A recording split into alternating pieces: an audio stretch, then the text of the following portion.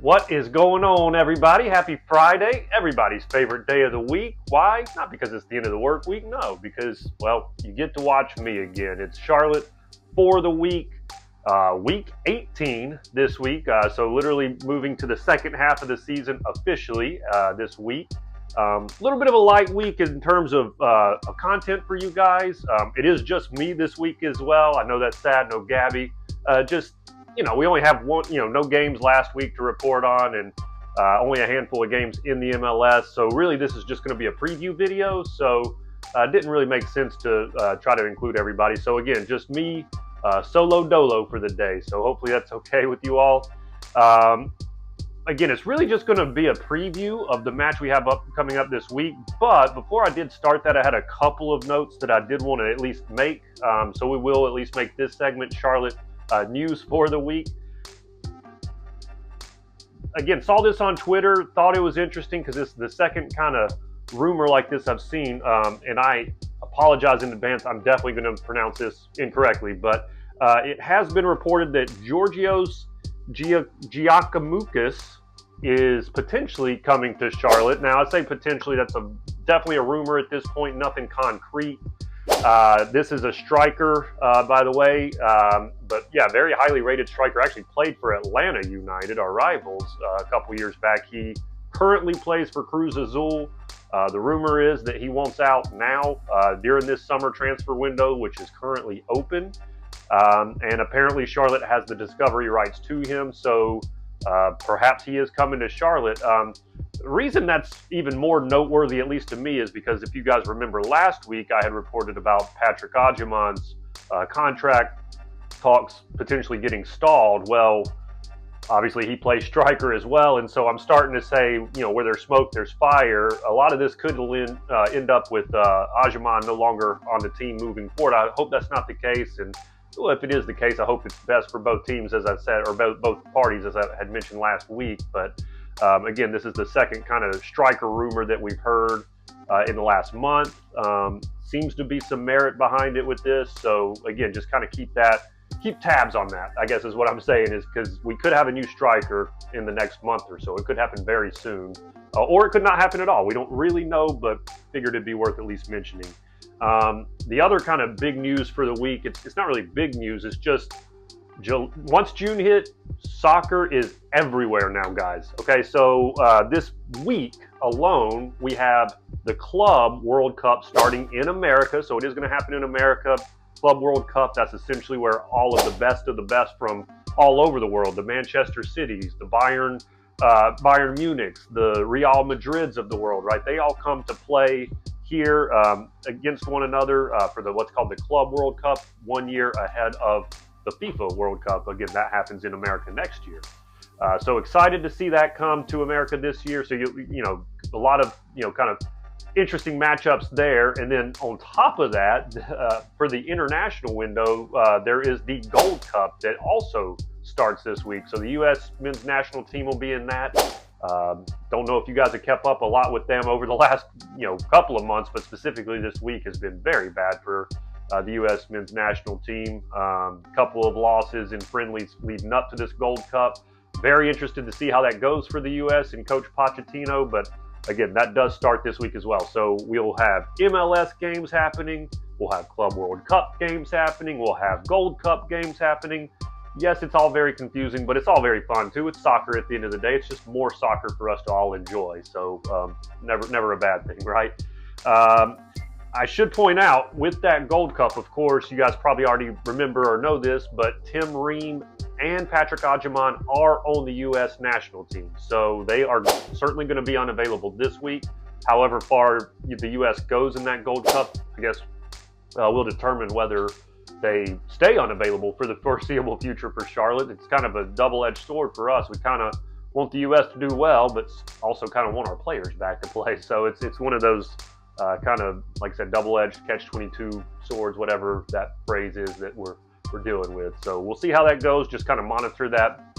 Both of those players will certainly be out for this week's game against Philadelphia. So just kind of keep that in mind. And another one I'm unsure of is Liel Abada. He played for the Israeli national team this past week. It was on Tuesday. seemingly him playing Tuesday and then coming back to play a game Saturday, that seems feasible, but also he is, coming across the pond, so no idea about his availability for Saturday. I assume he'll be available, but not sure all the way. Those were just kind of the quick little notes that I wanted to take prior to the preview, so hopefully those helped. Now let's move into the main event, what you all love the most. It is the Charlotte FC Match Week preview, Match Week 18. So this week, very tough matchup. Sound like a broken record probably saying that, but really mean it this week, you guys. We have the number one team in the league coming, or at least in the Eastern Conference, number one in the Eastern Conference, Philadelphia Union, and we are going to their place. Again, we are on the road for the entire month of June.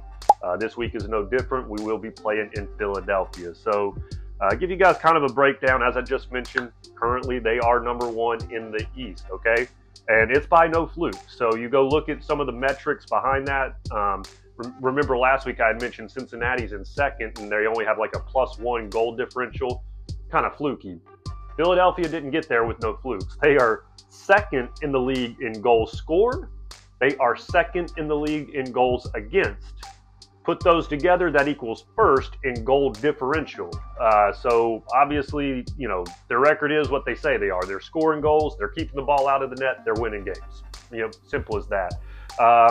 They are under a new regime this year, so they actually finished, I went back and looked, they finished 12th last year, so certainly weren't a powerhouse last year. Historically, they've always been a pretty top-tier team, so I think last year was a little bit of an aberration. They did fire their coach after last year. They brought in a new guy, so their new coach, first year on the job. His name is Bradley Carnell. Already had success in the MLS as well. So he was actually the coach of St. Louis just a couple of years ago. St. Louis was an expansion team 2 years ago when he was their coach, and he actually led them. They won the regular season Western Conference title when he was there.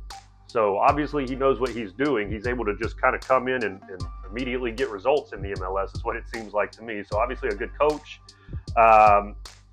Their main players, actually before I even get into their main players, one question you may be thinking if you've kind of gone along so far, hey, you just mentioned that Charlotte has some players out for the national team. What about Philadelphia? If they're so good, surely they have some international players as well.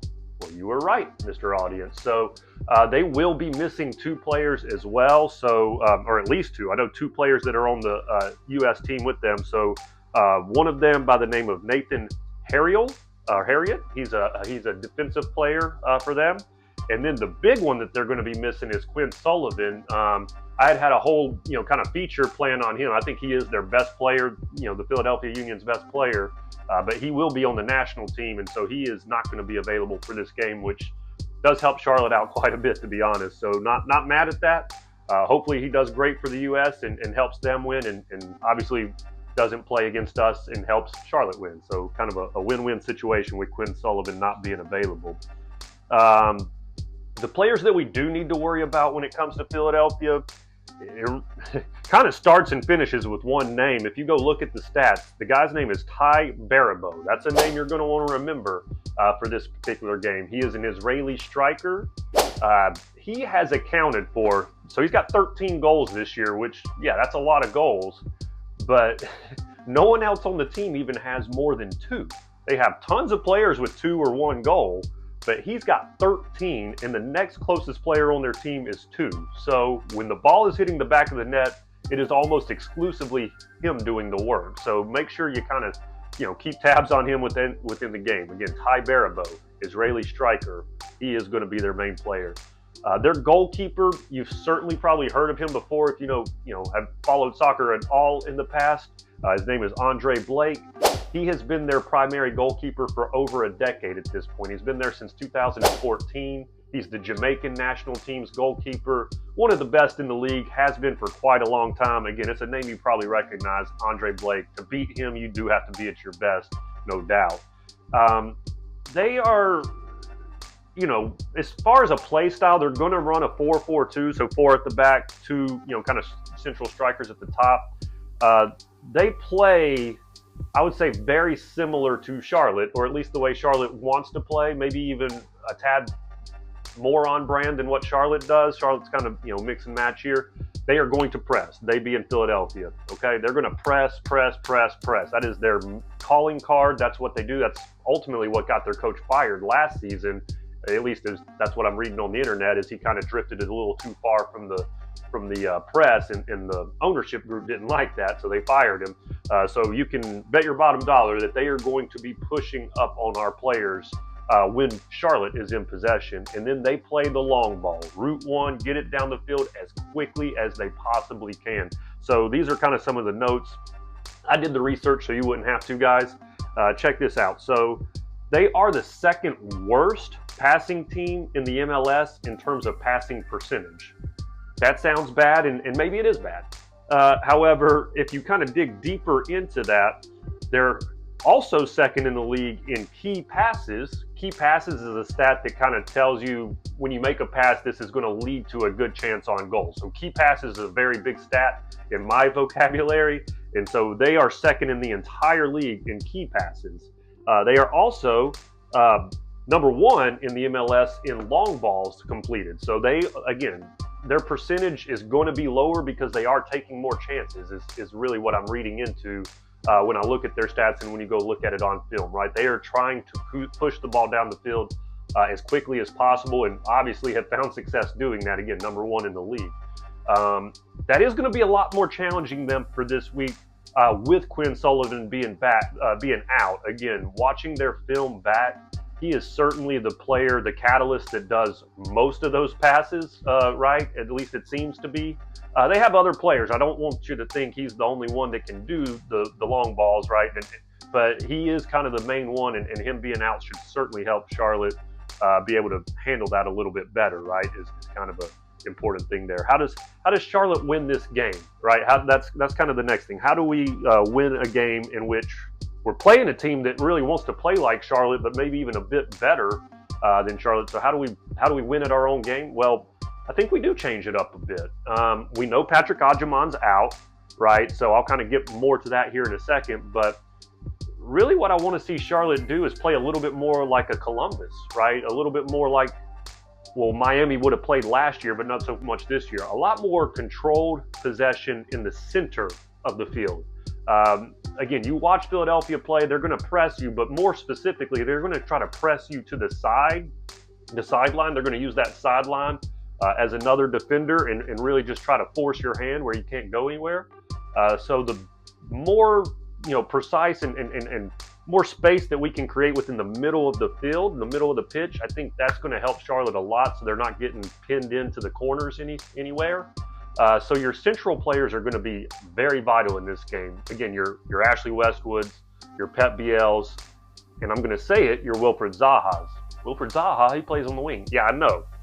But we've talked about it a lot on this channel about moving him centrally, and I think this is the absolute perfect opportunity to do that and literally run him as a striker. We know Patrick Agyemang is not playing in this game. In my opinion, it makes sense to go ahead and, versus putting like a Toklamati in there or maybe a Yuri Tavares, right? Those are other options that we could utilize in that position. But I just don't think they're going to be as capable on the ball as Zaha is. We've seen Zaha actually leads the league. He has been fouled the most times, right? People cannot handle him when he gets the ball. And again, we know they're going to try to press to win that ball. So why not put him in the center where people can't take him off the ball anyway, and it kind of takes that sideline press out of the way. And then, in my opinion, you have your three best central players really dominating the ball in Westwood, NBL, and Zaha. And to me, I think all of those players centrally, passing the ball around, I think Charlotte can really formulate a plan around doing something like that, and I think it can be successful. From a prediction standpoint, heck yeah, I think Charlotte's going to win this game. I got us winning 2-1. And as for my prediction, hell yeah, I think Charlotte's going to win. I think Charlotte gets it done 2-1 in this game.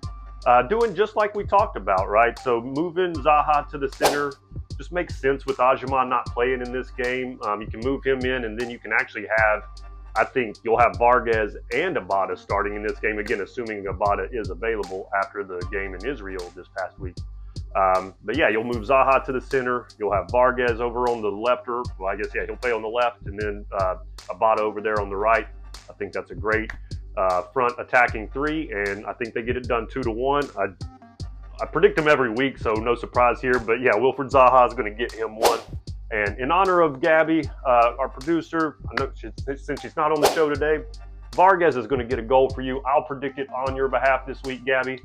So yeah, Vargas will be doing a backflip, and Charlotte will be getting all 3 points in Philadelphia for the week. So that's the prediction. That's the preview. Hope you all liked and enjoyed it. Maybe comment your predictions below. If you hadn't already, go like and subscribe. I appreciate each and every one of you. Hey, let's get a victory this week.